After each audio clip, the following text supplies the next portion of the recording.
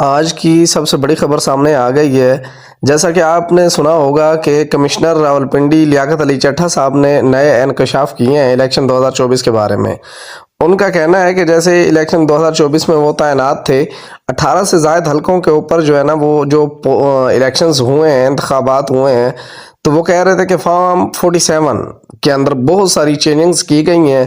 آزاد امیدوار جو بھاری لیڈ سے جیت رہے تھے، اکثریت کے ساتھ تھے، ان کو ہم نے ہروایا ہے، ان کے اوپر دباؤ ڈالا گیا ہے، تو انہوں نے یہ غلط کام کیا ہے۔ انہوں نے خود ہی جو ہے نا سٹیمپیں لگائی ہیں، فیک سٹیمپس لگا کر، اور فارم 47 جو گوشوارہ فارم ہوتا ہے جو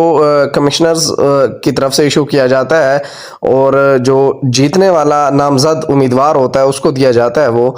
تو اس کے اندر وہ کہہ رہے ہیں کہ ہم نے رد و بدل کی ہے، چینجنگ کی ہے۔ اور انہوں نے ساتھ ہی اس بات کی واضح تصدیق بھی کی ہے کہ فارم 45 جو الیکشن ہوئے ہیں، پاک فوج نے اس کے اوپر